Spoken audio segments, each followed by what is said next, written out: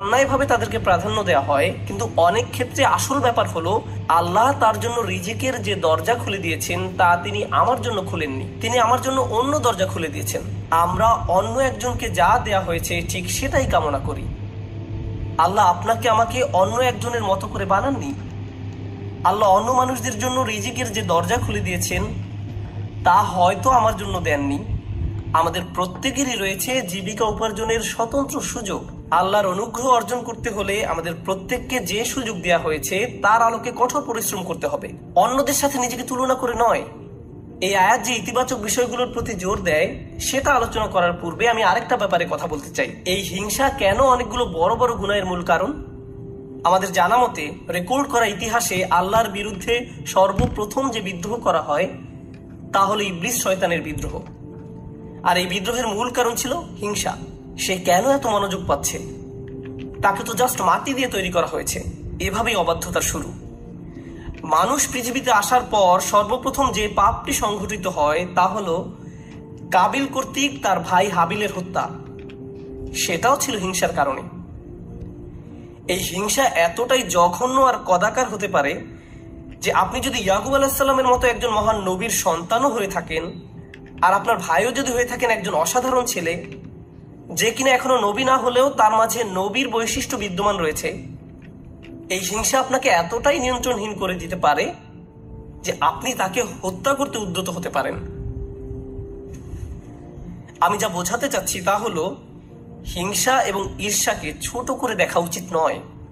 ব্যাপারটাকে এমন মনে হতে পারে যে এটি আমার আপনার ভিতরে একটা অনুভূতি মাত্র। মূলত হিংসার আরবি শব্দ হলো হাসাদ, আর হাসাদ শব্দের শাব্দিক অর্থ হলো আঁচড়। তারা এটাকে এভাবে বর্ণনা করে, হিংসা হলো মনের ভিতরে একটি চুলকানি।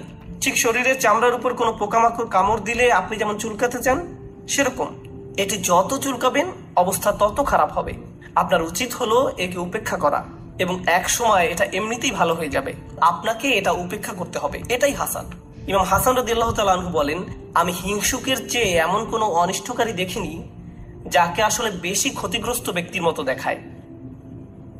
সাধারণত কেউ ক্ষতি করলে অন্য একজন তার এই ক্ষতির কারণে ক্ষতিগ্রস্ত হয়, কিন্তু হিংসার ক্ষেত্রে ক্ষতিকারী নিজেই নিজের ক্ষতি করে। সে হিংসা করছে কিন্তু এই হিংসার কারণে নিজেই নিজের অনিষ্টের শিকার হচ্ছে। আর এ কারণে সূরা ফালাকে হিংসুকের হিংসা থেকে আমরা আল্লাহর নিকট আশ্রয় প্রার্থনা করি। ওয়া মিন শাররি হাসিদিন ইযা হাসাদ। হিংসুকের অনিষ্ট থেকে যখন সে হিংসা করে, ঠিক সেই মুহূর্তে যখন সে হিংসা করে, এটা খুবই গুরুত্বপূর্ণ একটা ব্যাপার। এই হিংসার কারণে আপনার আমার জীবনে ভয়ঙ্করতম সমস্যা তৈরি হতে পারে। এখন আমি নিজেকে বিশ্লেষণ করতে চাই। যখন আমি নিজেই অন্যকে হিংসা করতে শুরু করি তখন কোন কোন ধরনের নিয়ামত থেকে নিজেকে বঞ্চিত করি?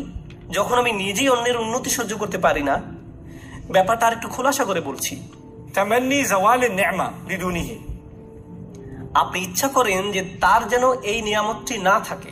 ব্যাপারটা এমন নয় যে আচ্ছা ওই ভাই খুবই শক্তিশালী, আমি যদি তার মতো শক্তিশালী হতাম। না না না, আমি ইচ্ছা করি যে সে অসুস্থ হয়ে পড়ুক আর আমি শক্তিশালী হয়ে উঠি। আপনি ইচ্ছা করেন তার মাঝে যেন ওই ভালো বিষয়টা না থাকে। কোন কারণে সে ওইটা পাবে? আচ্ছা সে প্রমোশন পেয়েছে, এখন আমারও ইচ্ছা হয় যে আমিও যেন প্রমোশন পাই। না না না, হিংসা হলো আমি চাই সে বরখাস্ত হোক আর আমি প্রমোশন পাই। আপনি তার ব্যর্থতা দেখতে চান। আপনার ভেতরের কিছু একটা চায় তার যেন পতন ঘটে।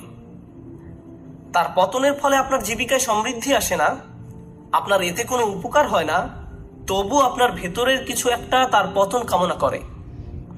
যদি তার পতন ঘটে তাহলে আপনার কাছে তা ভালো লাগবে। এটাই হলো হাসাদ। কিভাবে এটা একজনের ভালো দিক ধ্বংস করে দেয়? আমরা ইবলিস শয়তান সম্পর্কে জানি। আল্লাহ তাকে ফেরেশতাদের কাতারে রেখেছিলেন। এর চেয়ে উন্নত কোনো মর্যাদা হতে পারে না, কিন্তু হিংসা তাকে এত উচ্চ পর্যায় থেকে একেবারে নিম্নতম পর্যায়ে নামিয়ে দিয়েছে, আল্লাহর নিকট থেকে বহু দূরে সরিয়ে দিয়েছে। চিন্তা করতে পারেন এত বড় মর্যাদা কেড়ে নেওয়া হলো, এর মূল কারণ ছিল হিংসা। চিন্তা করতে পারেন মূল কারণ হলো নিজেকে অনেক বড় কিছু মনে করা। হিংসার কারণে হত্যার মতো জঘন্য অপরাধ সংঘটিত হলো। আল্লাহ সূরা আরাফে বর্ণনা করেন, কাআন্নামা কাতালান নাস জামিআ, সে যেন গোটা মানব জাতিকে হত্যা করলো। হিংসার কারণে হত্যার মতো জঘন্য অপরাধ সংঘটিত হলো, আর এই মহাপাপের মূল কারণও ছিল হিংসা। এই সকল উদাহরণের মূল শিক্ষা হলো আমাদের নিজেদেরকে ভালো করে বিশ্লেষণ করে দেখা উচিত আমরা নিজেরা এই রোগে আক্রান্ত কিনা। ভালো করে খতিয়ে দেখা উচিত আমাদের মাঝে এই ঘৃণ্য ব্যাধিটি আছে কিনা। মানুষ শুধু টাকা পয়সা নিয়ে হিংসা করে না, মানুষ প্রায় সবকিছু নিয়ে হিংসা করে। পরিবারের সবার মনোযোগের কেন্দ্রবিন্দু হওয়া, এটা এমনকি ধর্মীয় পরিমণ্ডলেও ঘটতে পারে।